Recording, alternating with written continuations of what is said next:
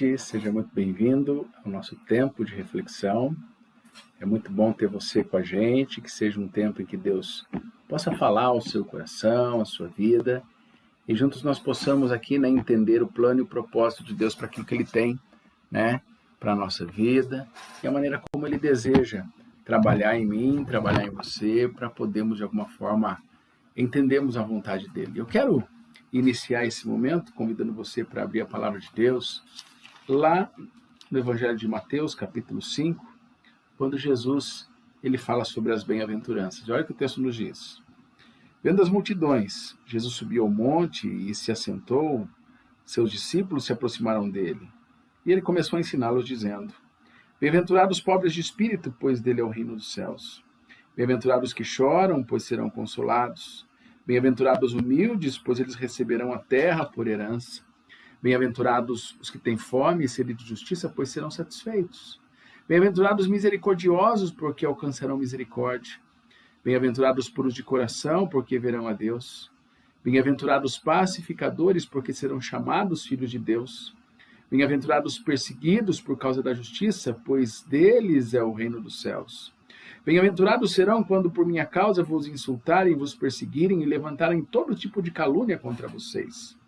Alegrem-se e regozijem-se, porque grande é a recompensa nos céus. Pois da mesma forma perseguiram os profetas que vieram antes de vocês. Vamos orar, pedir a Deus que nos fortaleça, abençoe a nossa vida, para que possamos juntos nessa noite compreender aquilo que Ele tem para nós, a maneira como Ele quer trabalhar na minha e na sua história. Feche os teus olhos. Obrigado, meu Deus, pela oportunidade de a gente poder estar junto mais uma vez. Eu quero pedir a Deus a tua direção, que o Senhor esteja, Pai, ao nosso lado, nos guardando, nos ajudando, nos direcionando, a Deus, em tudo aquilo que nós precisamos. Tira do nosso coração e da nossa vida tudo aquilo que não for teu, Deus, e a cada dia a tua presença seja evidente em nós. Cuida, Deus, do teu povo que nos acompanha nesse momento e juntos possamos crescer mais e mais. É o que pedimos a ti, em o nome de Jesus. Amém e amém.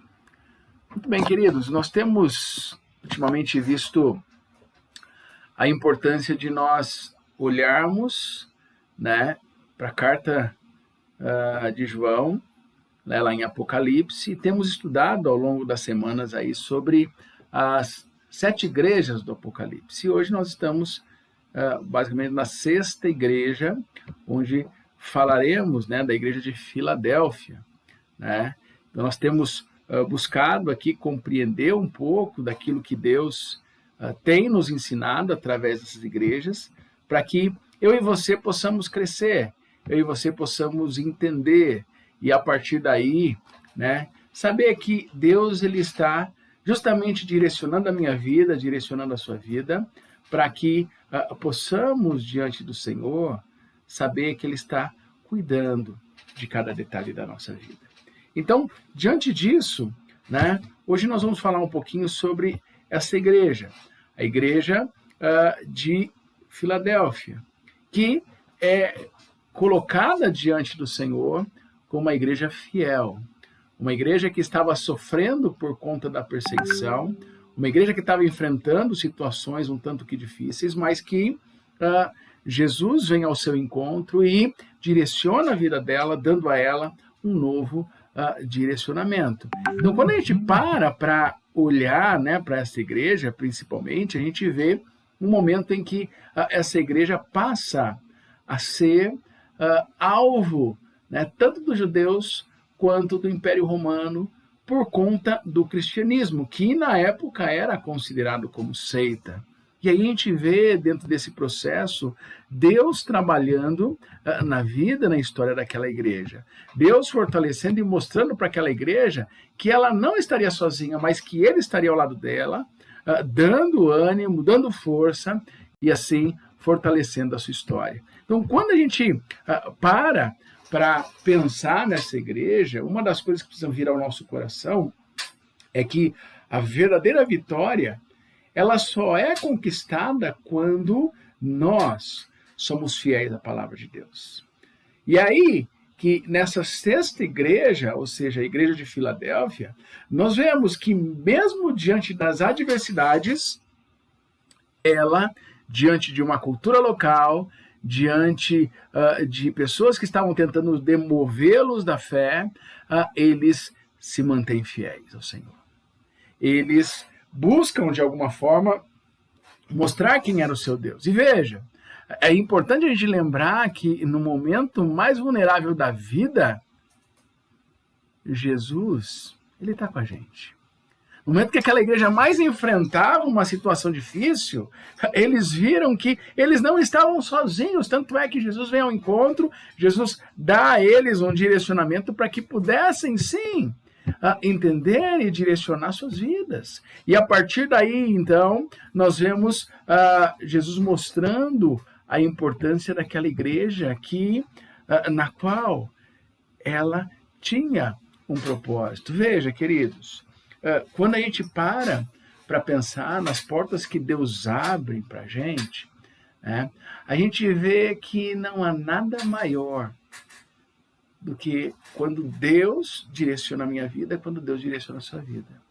É por isso que nós, assim como a igreja de Filadélfia, precisamos nos manter perseverantes na nossa fé.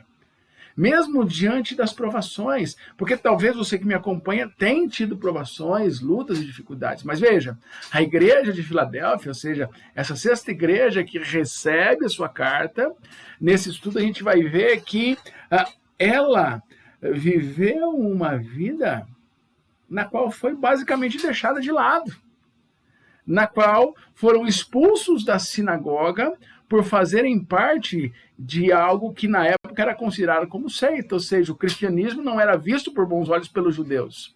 Agora veja, é importante você lembrar que no Império Romano só poderia funcionar uma religião que fosse aceita pelo Estado, e o judaísmo era, e por conta disso, enquanto o cristianismo estava ali, sendo considerado também parte do judaísmo, eles estavam ainda podendo falar.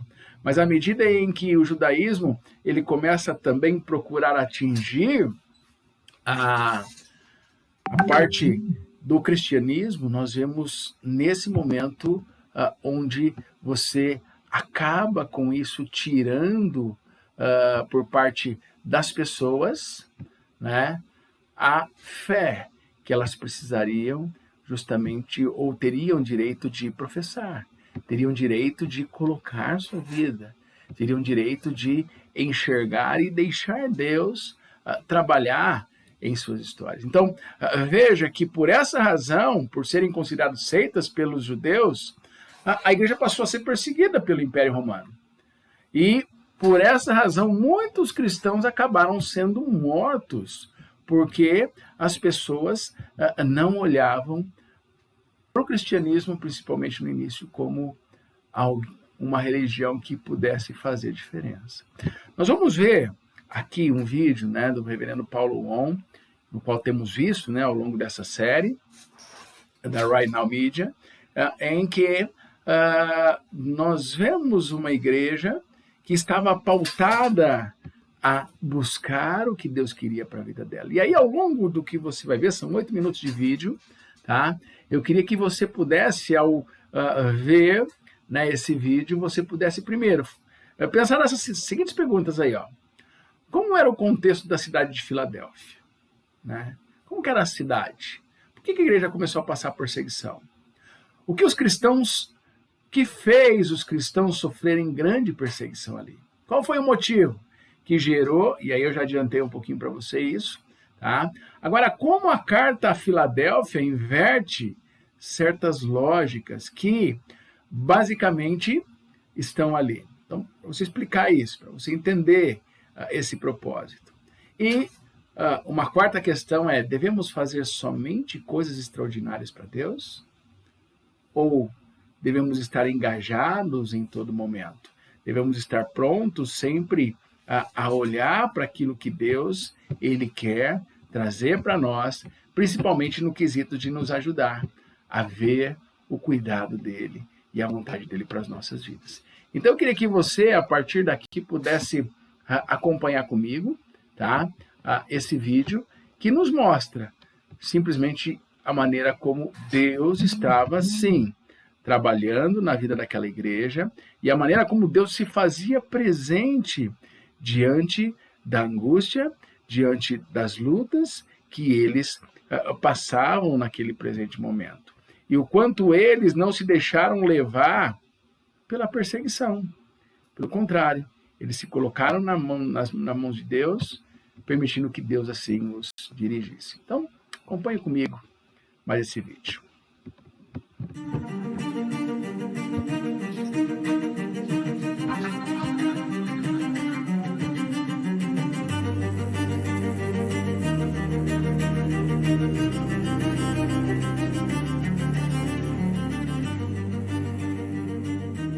Ao anjo da igreja em Filadélfia escreva: essas coisas diz o santo verdadeiro, aquele que tem a chave de Davi, que abre e ninguém fechará, e que fecha e ninguém abrirá. Conheço as obras que você realiza, e eis que tenho posto diante de você uma porta aberta, a qual ninguém pode fechar. Sei que você tem pouca força, mas guardou a minha palavra e não negou o meu nome. Eis o que eu farei com alguns dos que são da sinagoga de Satanás, desses que se declaram judeus e não são, mas mentem. Eis que farei com que venham até você, prostrem-se aos seus pés e reconheçam que eu amo você. Você guardou a palavra da minha perseverança. Por isso, também eu guardarei da hora da provação que há de vir sobre o mundo inteiro, para pôr à prova os que habitam sobre a terra. Venho sem demora. Conserve o que você tem, para que ninguém tome a sua coroa.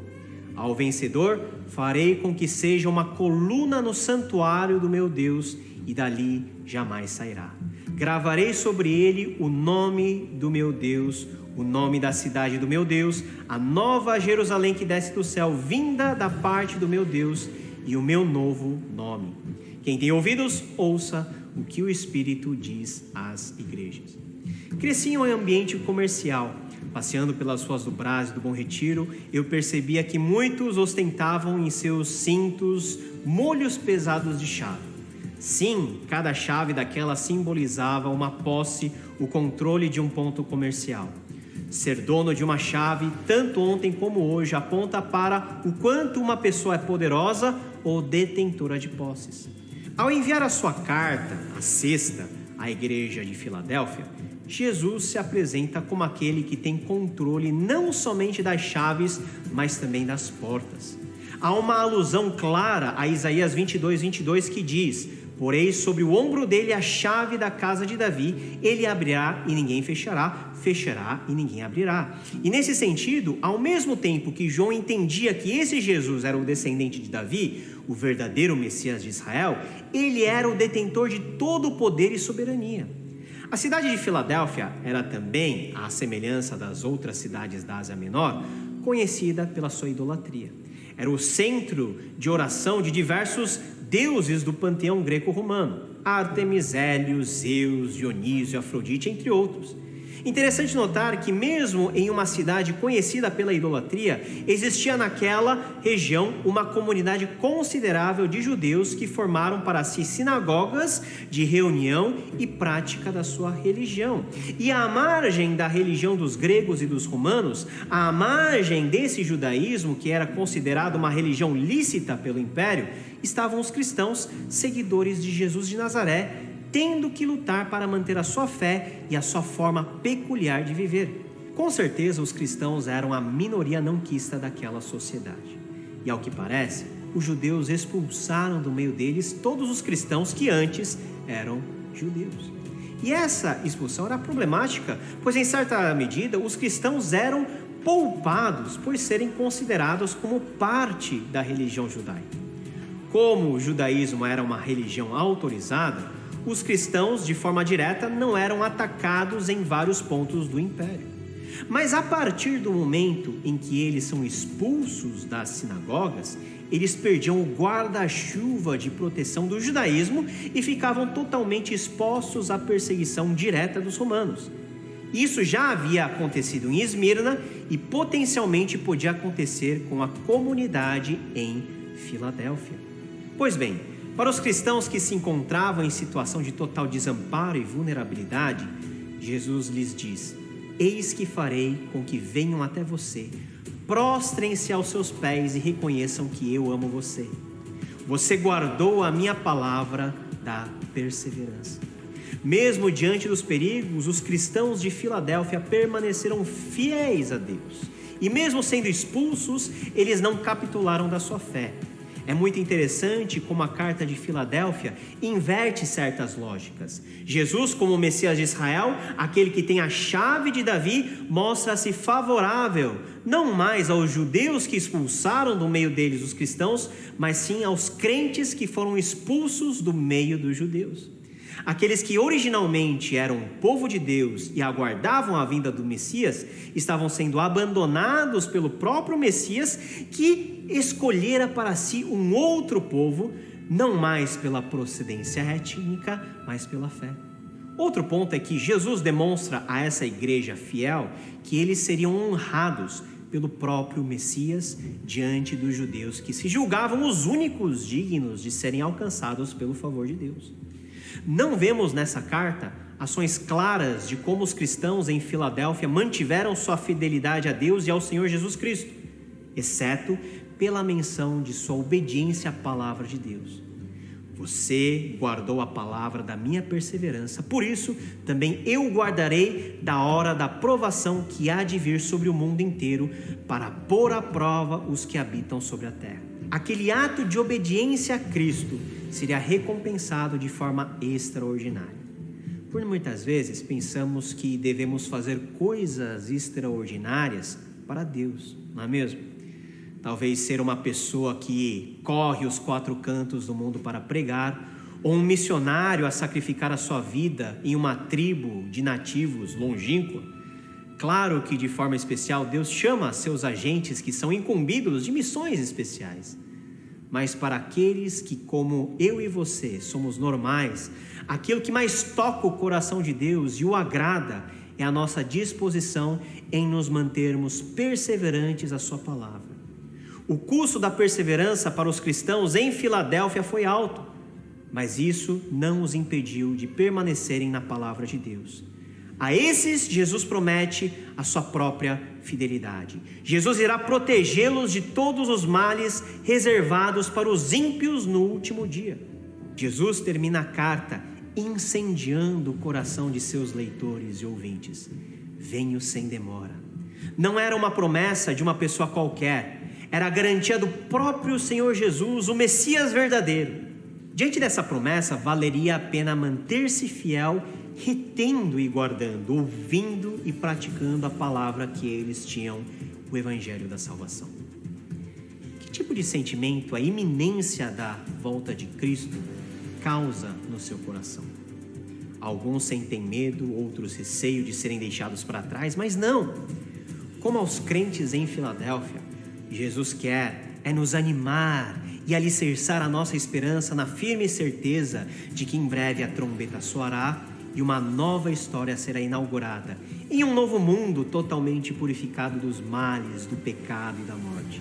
Sim, a carta encerra com a visão sublime do reino por vir, dos novos céus, da nova terra, da Jerusalém celestial, onde cada um que é fiel a Deus será uma coluna.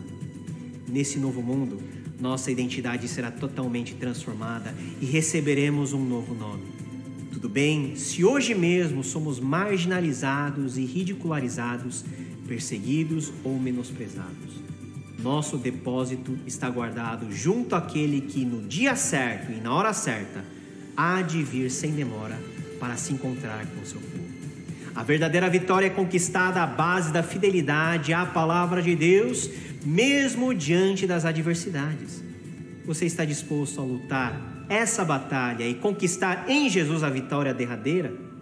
Olhe para frente, para aquele que tem as chaves da vida e da morte, dos céus, do inferno, ao nosso Senhor soberano, Jesus Cristo, e permaneça seguindo fiel a Ele.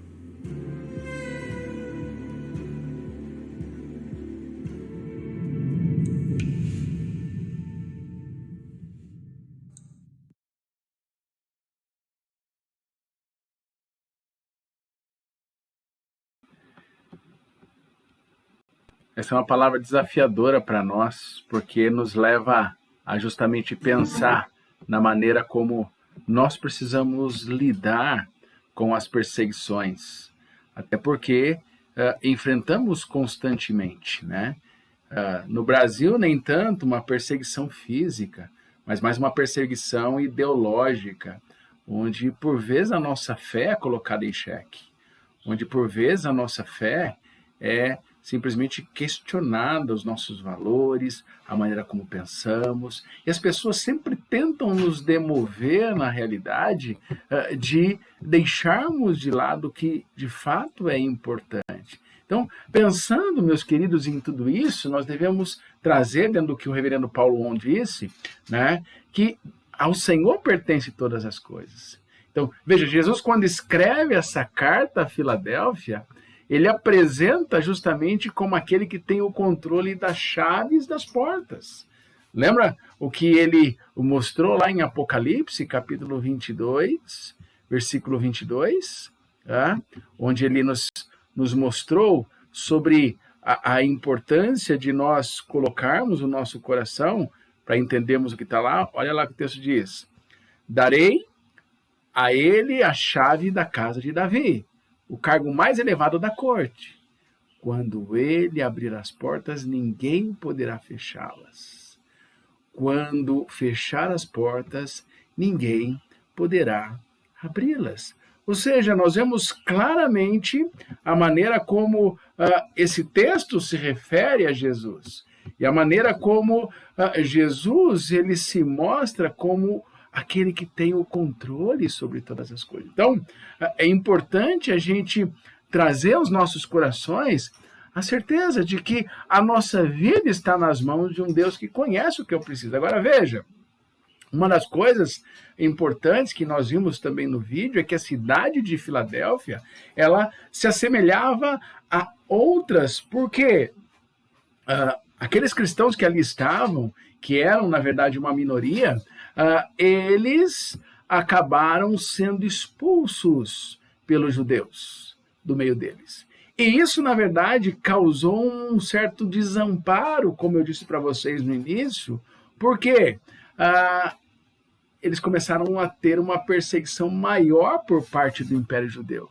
Agora veja, mesmo diante da perseguição, mesmo diante das angústias que eles enfrentavam, eles foram perseverantes, eles foram fiéis, eles guardaram os mandamentos do Evangelho. Então pensa um pouquinho comigo aqui. Como você se portaria nessa situação? Se você começasse a ser perseguido hoje, como você lidaria com essa perseguição? Como a igreja seria capaz de suportar um desamparo total como a igreja de Filadélfia ela acabou enfrentando? Sendo deixada de lado, agora passando por toda essa questão. É interessante, meus queridos, também notarmos que, como o reverendo Paulo On disse aqui, nós vemos uma lógica invertida aqui nessa carta. Por quê? Jesus, como Messias de Israel, aquele que tem a chave de Davi, mostra-se favorável agora, não mais aos judeus, que até então era tido como o povo escolhido.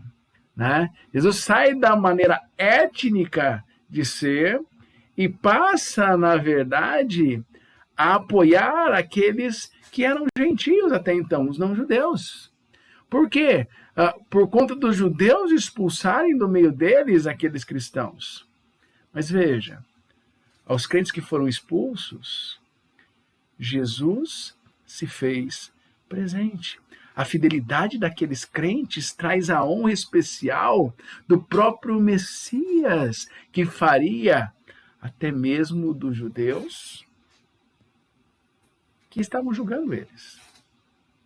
Agora veja, por que, como a tal lógica invertida, pode nos ensinar coisas importantes? Se você refletir um pouquinho na situação da igreja e aqueles que cercaram a igreja, você vai ver que nós vemos Deus se fazendo presente, mostrando que aquela igreja não estaria órfã, não estaria sozinha. E é da mesma forma que ele, quando olha para mim, quando olha para você, ele diz: meu filho, minha filha, vocês não estarão sozinhos. Eu estarei ao lado de vocês, eu estarei com vocês a todo momento.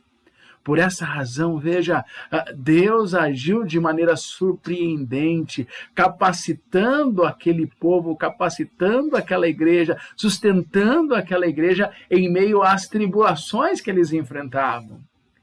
Então, veja, devemos, como igreja do Senhor, ter uma atitude. Qual atitude? Obedecer. Devemos, como igreja de Deus, olhar aquilo que Deus tem para nós, né? Como lá em Atos dos Apóstolos, quando os discípulos são presos, eles vão ser ameaçados, e aí as pessoas vão dizer para ele: ou vocês param de falar desse Deus, ou simplesmente vocês vão sofrer consequências. Ou vocês param de anunciar esse Messias, ou vocês vão perder a vida. E aí eles vão dizer para eles: olha, importa-nos mais a agradar a Deus do que a homens. Eu pergunto a você, meu querido, você tem obedecido ao Senhor? A igreja que você tem partilhado, o que você tem congregado, tem sido uma igreja obediente ao Senhor? Porque é importante termos essa ideia de que o Deus que eu sirvo, o Deus que você serve, é um Deus que tem o controle sobre todas as coisas. É um Deus que sabe e que conhece o que eu e você precisamos. Tanto é que quando nós vamos para a palavra de Deus e nós passamos a partir daqui tentar enxergar aquilo que Deus representa, lá no capítulo 10, por exemplo, de Deuteronômio, né, versículo de número 14, nós vamos ver o seguinte. Eu queria que você acompanhasse comigo aí. Olha o que o texto nos diz. Opa, deixa eu abrir aqui. Roubei as riquezas de seus ninhos e ajuntei reinos como o camponês ajunta ovos. Ninguém pode bater as asas contra mim, nem dar um pio de protesto. Quem estava falando isso? Era justamente o Senhor, mostrando que Ele tem o controle de todas as coisas, mostrando que Ele é aquele que conhece todas as coisas e que Ele tem a primazia daquilo que eu e você não podemos, de fato, fazer. Então, quando a gente olha para esse texto, a gente vê simplesmente Deus mostrando que Ele é o Senhor de todas as coisas. Olha o que o texto também nos diz em Deuteronômio 10, 14.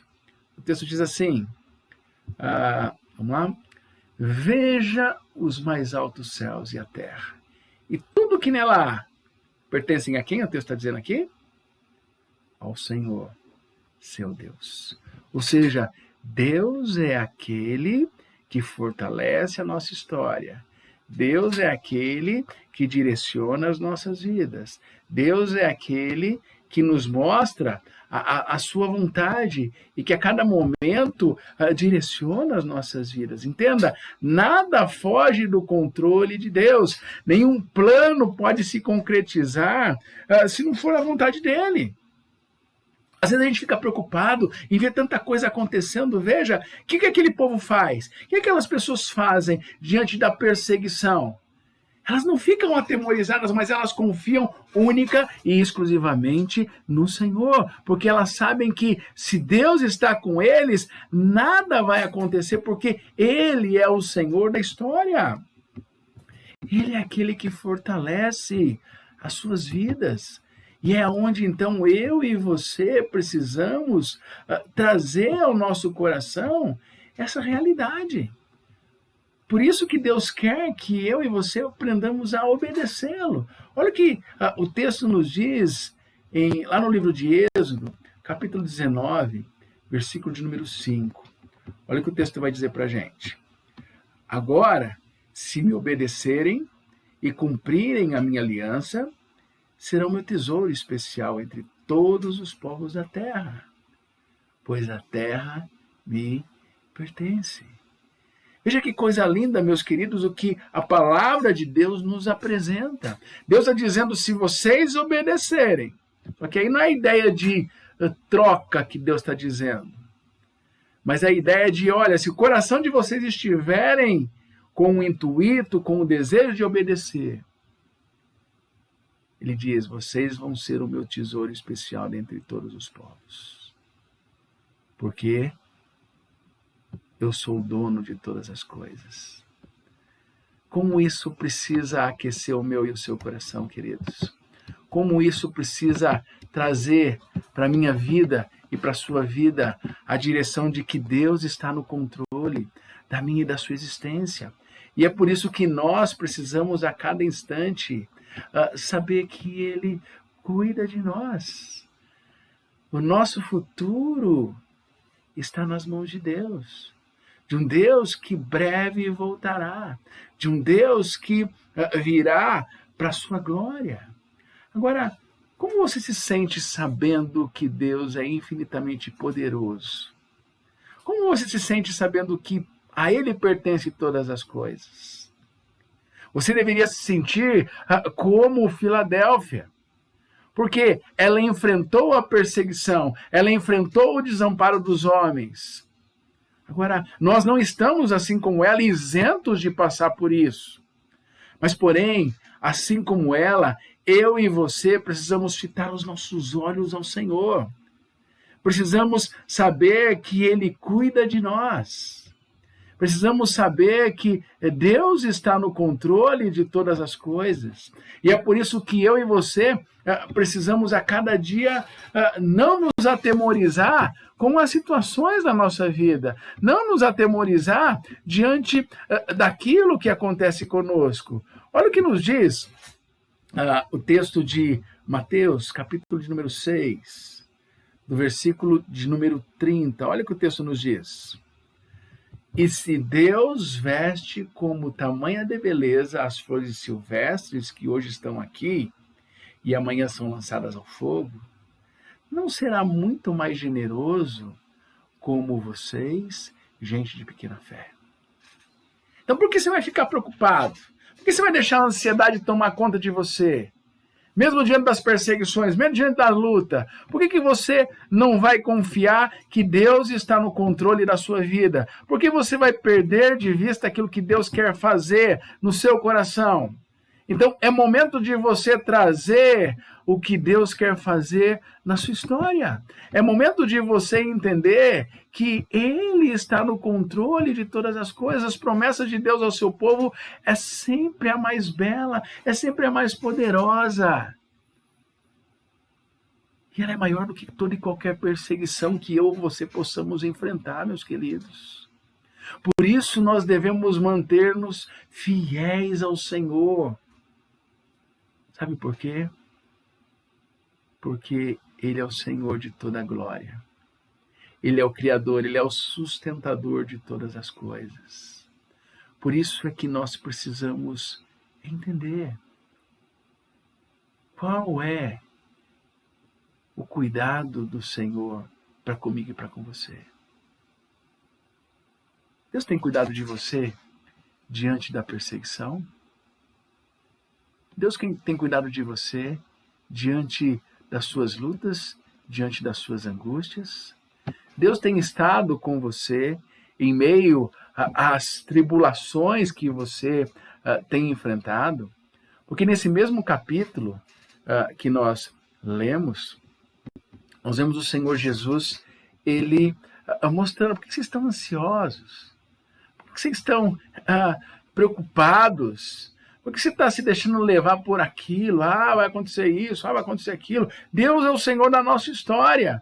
Por isso que Ele vai dizer, se você olhar lá para o capítulo 6, olha o que Ele vai dizer a partir do versículo 26. Observem os pássaros. Eles não plantam nem colhem, nem guardam alimentos em celeiros, pois o seu Pai Celestial os alimenta. Acaso vocês não são muito mais valiosos que os pássaros? Agora, olha para o versículo 27. Qual de vocês, por mais preocupado que esteja, pode acrescentar ao menos 1 hora à sua vida? Fala para mim, você pode? A preocupação resolve o seu problema, a preocupação resolve o seu dilema. E por que se preocupar com a roupa? Observe como crescem os lírios dos campos. Não trabalham nem fazem roupas. E, no entanto, nem Salomão, em toda a sua glória, se vestiu como um deles. E aí, o versículo que nós acabamos de ler. E se Deus veste com tamanha beleza as flores silvestres, que hoje estão aqui e amanhã são lançadas no fogo, não será muito mais generoso com vocês, gente de pequena fé? Então, por que ficar preocupado? Por que deixar que a ansiedade tome conta do nosso coração? Por que perder de vista o que Deus realmente quer fazer conosco? Eu preciso entender a partir daqui que Deus está no controle da minha vida e Ele sempre tem o melhor para mim. Ter fé, meu querido, minha querida, é simplesmente nós buscarmos não confiar de que tudo vai dar certo da maneira como eu quero, mas ter fé é ter a certeza de que Deus vai fazer com que todas as coisas cooperem para o bem daqueles que amam a Deus. Qual tipo de sentimento a volta de Cristo causa no seu coração? Ele prometeu que vai voltar. E ao voltar, ele promete nos levar para um lugar onde não vai haver dor, não vai haver choro, não vai haver nada. Então, como afirma, e a gente viu isso, né, no vídeo que o reverendo Paulo On, ele apresentou, aqueles crentes em Filadélfia estavam animados.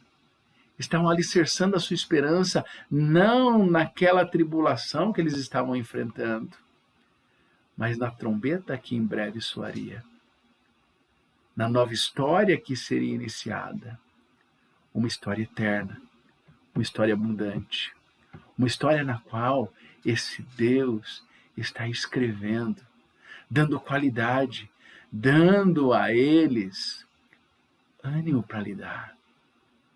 Nós precisamos lembrar daquele texto de Apocalipse, capítulo 7, versículo 9, quando nós vemos o Senhor Jesus mostrando o seguinte, olha o que o texto nos diz lá.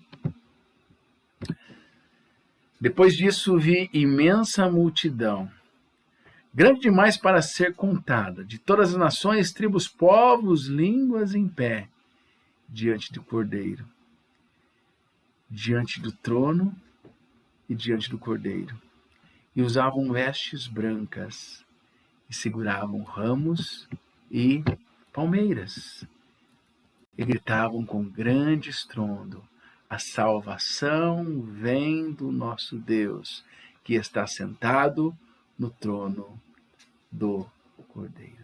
Então, esse é o Deus que eu e você estamos servindo. É um Deus que tem o melhor para nós. É o Deus que conhece o que eu preciso. É o Deus que conhece o que você precisa.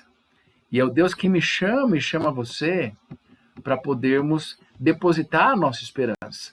Não no que nós podemos fazer, mas no que Ele pode fazer por nós. No que a vontade dEle pode cumprir em nossas vidas. Então, que nessa noite você possa olhar para a sua vida. E a partir daqui, você possa dizer, Senhor, eu quero colocar no meu coração a certeza de que o Senhor é o Senhor sobre todas as coisas. Não me deixe me atemorizar diante das angústias. Não me deixe olhar para as circunstâncias que tiram de mim o foco do Senhor. Não me deixe encarar a vida ou mesmo aquilo que acontece comigo, mas que eu possa sim ver a maneira como o Senhor está trabalhando na minha história e na minha vida. Por isso, peça ao Senhor nesse momento, dizendo a Ele, Deus, eu quero nessa noite entregar ao Senhor tudo que eu sou, tudo que eu tenho, porque o Senhor é o Senhor da minha história. Então, ore ao Senhor dessa maneira. Mas ao mesmo tempo, querido, avalie o seu relacionamento e obediência ao Senhor. Porque talvez você esteja distante e pensando o seguinte, Deus não está cuidando de mim, mas eu quero dizer para você, Deus está cuidando de você sim. Talvez você esteja afastado do que Deus tem para você. Então avalie o seu relacionamento e veja se as coisas estão caminhando. E mais, a partir de hoje comprometa-se a não mais só pensar no extraordinário, mas a buscar uma vida de perseverança e firmeza na fé. Essa fé que excede o nosso entendimento. De um Jesus que se entregou para salvar a mim e a você. E confiar de que um dia Ele vai voltar e um dia Ele vai me buscar e buscar você. Vamos fechar os nossos olhos? Vamos entregar a Ele aquilo que está no nosso coração para que Ele nos dirija e assim nos fortaleça. Deus, o Senhor como ninguém conhece as nossas vidas. O Senhor sabe das nossas angústias, das nossas lutas. O Senhor sabe do quanto muitas vezes perdemos de vista o que o Senhor tem para nós. Mas eu quero pedir ao Senhor nesse momento, Deus, visita cada coração e ajuda-nos a entender a Tua vontade e o Teu querer. Sustenta o Teu povo, Deus, aqueles que sofrem perseguições, aqueles que têm, ó Deus, estado desanimado, ó Deus, diante das suas lutas e dificuldades, que o Senhor seja o alento, a força como o Senhor foi na igreja de Filadélfia. E que o Senhor nos ajude a ser fiéis, Deus. Fiéis à Tua palavra, fiéis a tudo que o Senhor tem para nós. Para que cresçamos e entendamos tudo aquilo que o Senhor tem para nós. Eis-nos aqui, Senhor. Fortalece-nos e nos guarda. Em nome de Jesus. Amém. E amém. Que você tenha certeza de que Deus está com você. E com certeza Ele vai guiar a sua vida, vai te direcionar. De repente, aquilo que você ouviu, aquilo que você assistiu, é algo que falou ao seu coração. E você, de repente, precisa de ajuda para lidar com tudo isso. Entre em contato com a gente. A gente quer auxiliar você a vivenciar essa fé verdadeira, que de fato transforma o meu coração. Então, eu queria me despedir de você aqui, pedindo a você que direcione a sua vida para aquilo que Deus tem para o seu coração e para a sua vida. E que Deus assim venha te conduzir naquilo que Ele tem para você. Porque afinal, Ele sabe o que é melhor para a sua vida. Ele sabe o que você precisa receber nessa noite. E aí eu deixo um convite para você. Se você de repente não conhece a nossa comunidade, venha estar com a gente. Domingo pela manhã nós temos um tempo de estudo, às 9 da manhã. Fica lá na Avenida Universitária 1811, no Jardim Itália, aqui na cidade de Botucatu. E à noite nós temos um culto especial às 18h30. Então venha estar com a gente. Venha participar conosco e ver Deus na sua vida e trabalhar no seu coração. Afinal, Ele conhece e sabe tudo o que você precisa. Deus te abençoe. Um beijo no coração. Se Deus quiser, na próxima semana nos vemos novamente.